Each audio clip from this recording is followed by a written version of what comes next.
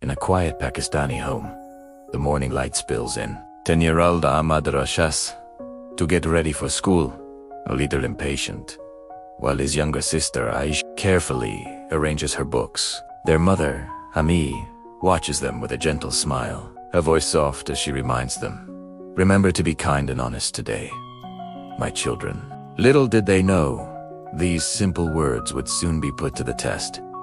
Later at school, Ahmed's heart sinks. He completely forgot his homework. When the teacher asks for it, panic sets in. Instead of telling the truth, a small lie escapes his lips. "I left it at home." Ma'am. The lie feels heavy, and he can feel the guilt starting to bubble inside him, even as the teacher moves on. His moment of relief is short-lived. During recess, a friendly game turns heated. Ahmed, frustrated at losing, shouts angry words he's heard somewhere else. The harshness of his own voice surprises him. Across the playground, he sees Aisha's face fall, her innocent eyes filled with shock and sadness. The joy of the game instantly vanishes, replaced by a bitter taste of shame. He had not only lost the game, but had also hurt his sister. The day continues to spiral. Back in the classroom, Ahmed's eyes fall on a classmate's beautiful, shiny pencil. No one is looking. A thought flashes through his mind just for a moment. His heart pounds in his chest as his hand moves on its own, quickly snatching the pencil and hiding it in his bag. The thrill is immediately followed by a wave of fear. He glances around, but no one saw. Or so he thought. That evening at home, the weight of his actions makes Ahmed irritable. His father, Abu, tries to talk to him, offering gentle advice about his day. But Ahmed, defensive and full of a strange new arrogance, talks back rudely. "You don't understand," he snaps, crossing his arms. He sees the deep disappointment in Abu's eyes and the silent, glistening tears in Ahmed's. The home that was once his sanctuary now feels like a courtroom where he is the only one on trial. That night, sleep offers no escape. Ahmed finds himself in a strange, luminous place. A wise, elderly scholar with a kind face and a glowing presence stands before him. The scholar's voice is like a calm river, yet it echoes with undeniable authority. He begins to speak of a man known throughout history as Al-Amin, the trustworthy Prophet Muhammad. Peace be upon him. He explains how the Prophet's life was a perfect example of truthfulness, and how even his staunchest enemies trusted him with their valuables.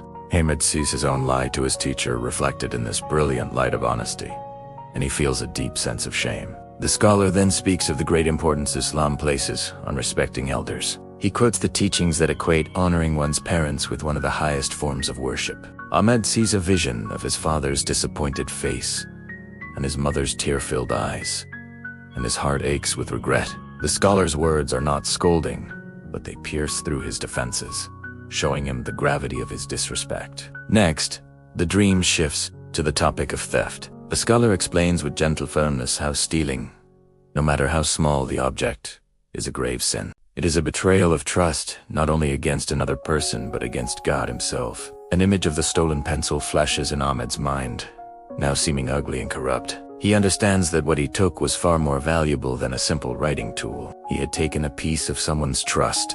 The scholar's lesson then turns to the tongue. He speaks about the companions of the Prophet, how they were known for their gentle speech and kind words. He explains that foul language and angry outbursts are like poison, harming the speaker's own soul before they even reach another's ears. Ahmed remembers his angry shouts on the playground and Aisha's hurt expression. He finally understands that strong words don't show strength. They reveal a weakness within. Ahmed wakes up in a sweat, his heart pounding.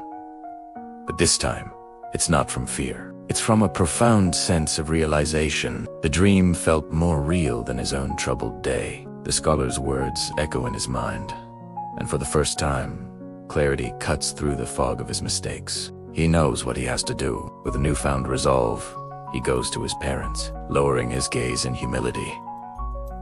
He stands before them. Abu, he says, his voice trembling slightly. "I am so sorry. I was rude and disrespectful.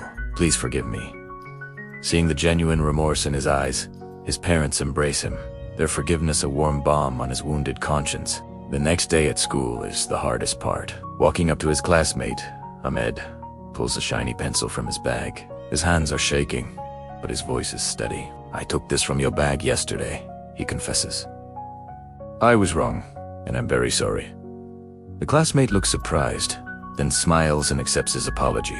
The heavyweight Ahmed had been carrying for 2 days finally lifts from his shoulders. From that day on, something inside Ahmed has changed. He thinks before he speaks. His words become kinder. He helps Aisha with her bag, and when he feels anger rising during a game, he takes a deep breath and lets it go. He has learned that true strength isn't about winning or having the last word. It's about being in control of himself. That evening, the family gathers for prayer. As they stand side by side, a sense of peace fills the room. Amy looks at her son, her heart full of gratitude, and her voice narrates the simple truth he has learned. A good child is one who speaks the truth, shows respect, and remembers God in all they do. For Ahmed, this is no longer just a lesson, it is the path he now chooses to walk. Thank you for watching. If this story touched your heart, please like, share, and subscribe for more content that inspires.